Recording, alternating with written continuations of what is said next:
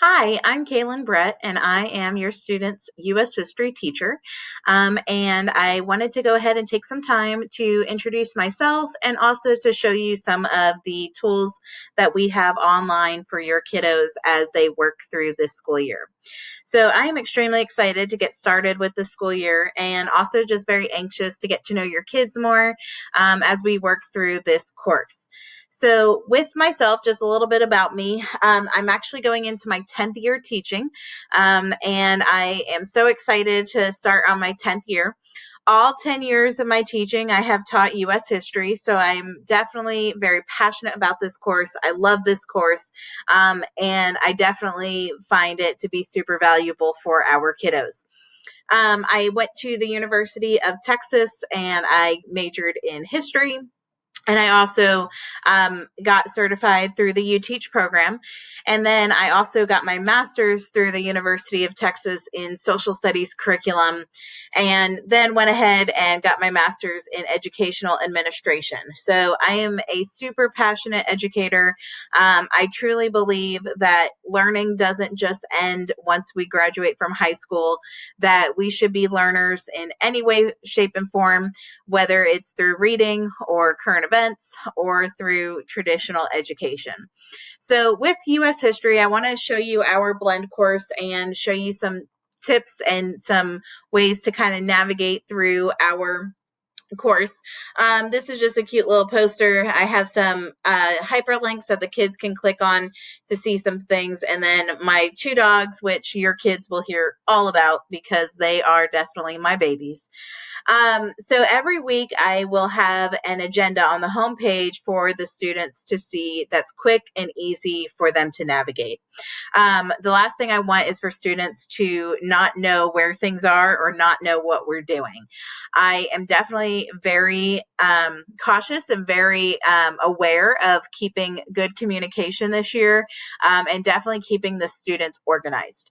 So everything will be hyperlinked of how to get to the different activities and basically the things that will be necessary for that day of school. But they will also be hyperlinked down here where we have some quick links for students to get to. So, for example, we'll have our syllabus here, which I will go through in just a minute, how to get to their textbook if they need it, if they're having any tech issues. We also have a very detailed guideline this year about plagiarism and academic integrity, and keeping students honest about their academic work. And as well as other resources to help students navigate throughout the school year. So, with our typical day, we will basically spend every class period on Zoom in some form or fashion. Now, it's not going to just be an hour and a half of me on Zoom with them talking to them. We will definitely have group activities where they'll be divided up. They'll have some independent time to work as well. It's not going to be 90 minutes of me talking. Definitely want to keep the student engagement, and I also do group activities pretty much every day in a traditional classroom. So I definitely don't want to get rid of that. I think the best way to analyze history is when you talk about it. And so I really do emphasize student discussion in my classroom. So the Zoom every day, they'll get onto Zoom, and I created a calendar for students to have easy access to their session. So if they are in my 6th period class, the Zoom link is just embedded right here. Well, it will just pop up and they will be able to get to the class period. So with the Zoom sessions, I try again to make everything as easy as possible for students to get to. Now, with our syllabus, let's go through the actual course and what is expected of U.S. history. So, with U.S. history, we start U.S. history in 1877 and we go to present day. Now, I know that date might seem a little weird, like, why do you start there? Well, 8th grade in Texas is where they cover U.S. history part 1. So, U.S. history part 1 went from basically Columbus exploration all the way through the Civil War.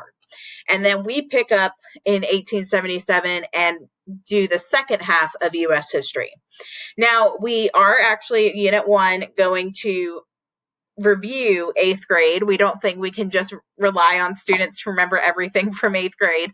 So we will definitely spend a few weeks actually going through 8th grade history and then getting to the present day stuff with junior curriculum.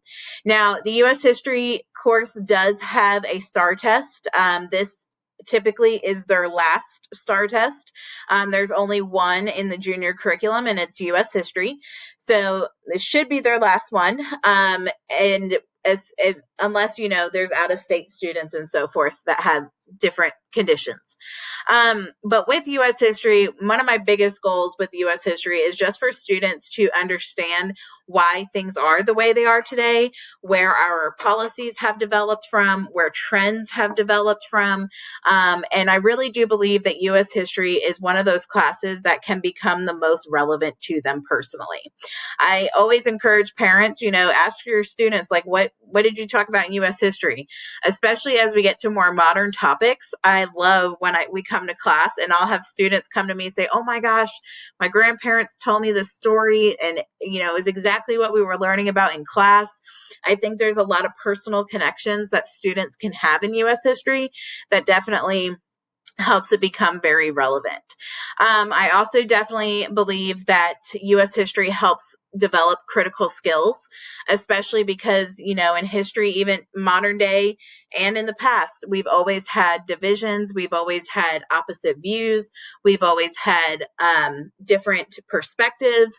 And so it helps students really become more aware of their personal opinions and also acknowledge and empathize with other people's opinions. And last thing is, I really just like students to feel involved in the country that they're living in. And I also want them to become informed when it comes to current events. So with our course, we basically have two major assignments. Typically, every unit, students will get a set of questions that are called non-negotiables. They are called that for a reason because they are non-negotiable. And with these set of questions, these are basically the things they must know to master the unit. It's kind of in a way a review for the test. With these questions, it's the big topics that they must know. Basically, non-negotiables are due on test day, and then the test is built around the non-negotiables. And so this year we are getting a little creative with our tests because we obviously, with virtual learning as it happens, we want to make sure that we try to reduce the amount of abilities of cheating as possible. And so we are coming up with alternative ways to assess the students and their knowledge. And so we are, that's pretty much the bulk of this class, is the non-negotiable questions and assessing them on these questions. They also will have a set of vocabulary for every unit, which they will have a quiz over. We provide the definitions, and I'll show you both of these here in just a second. We provide everything for them. They literally can just open them and study them, and they will have a quiz over the unit vocabulary every unit. Now, we do allow all students to retake the quiz, and they can get up to a 100 on it. There's no penalty for retaking, but they will have to complete a remediation assignment before they can retake the quiz. So with quizzes, it's really about covering content and terms, where we do cover most of them in class, but with history, there's so much of it that sometimes we don't have time to cover everything we need to. As far as our makeup work and so forth, this is school policies, and basically if a kid misses class, they just need to communicate with me and we'll get them caught up. And as far as class expectations, we definitely have a pretty big emphasis on respect. In U.S. history, we definitely talk about all of the controversial stuff. We talk about race, we talk about gender, we talk about religion, we talk about immigration, we talk about things that are very personal to people. And so we want to make sure that while we have discussions, opinions are totally valid, and they are definitely students are valid to their own opinion like any other individual, but we want to make sure that the conversations remain respectful when we are discussing the heavy, more controversial topics. And so with Zoom expectations, we also know that at home there's lots of distractions. There's televisions, there's ways like video games to get distracted.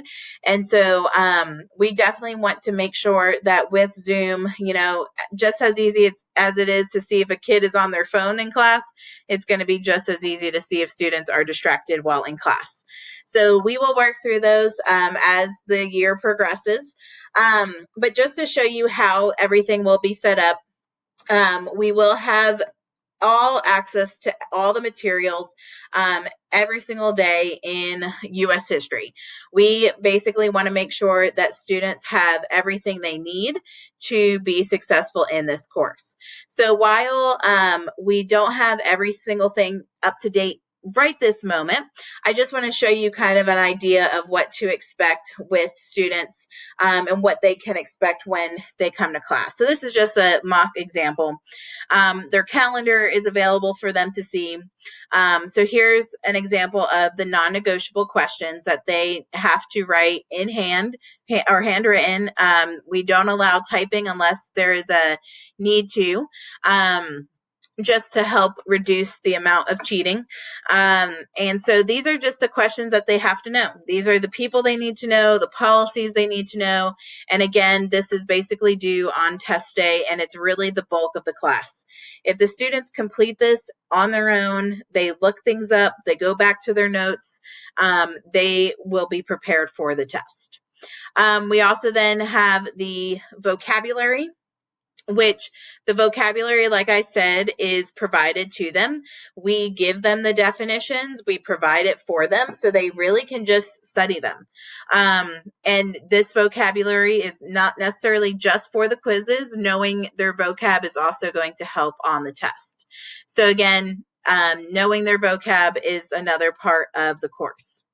So to go back and just to see, we also then provide every single block. It'll have the date. So if they missed class, they can find the day they missed.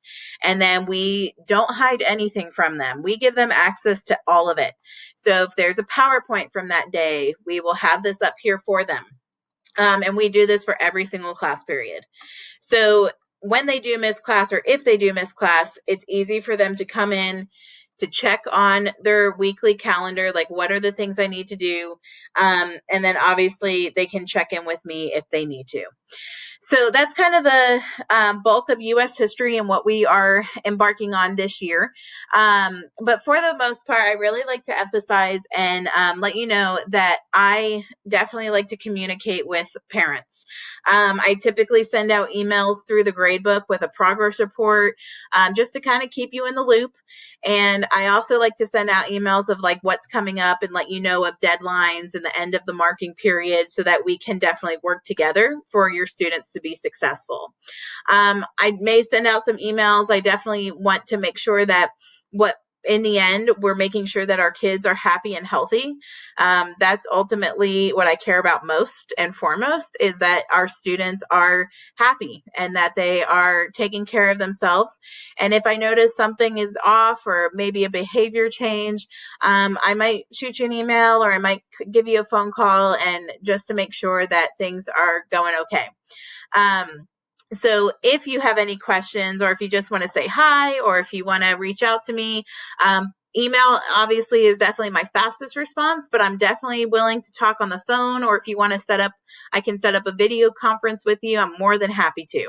I really love meeting my parents. It's always hard when last year we weren't able to have a traditional open house because of the parking garage, and then this year as well. And so I really love hearing from my parents, because I truly believe the best way to keep our kids successful is when the parents and the teachers are working together. And so I really look forward to working with you this year and getting to know your kids. And again, reach out to me if you have any questions or need to have anything answered. I'm more than happy to help. Thank you.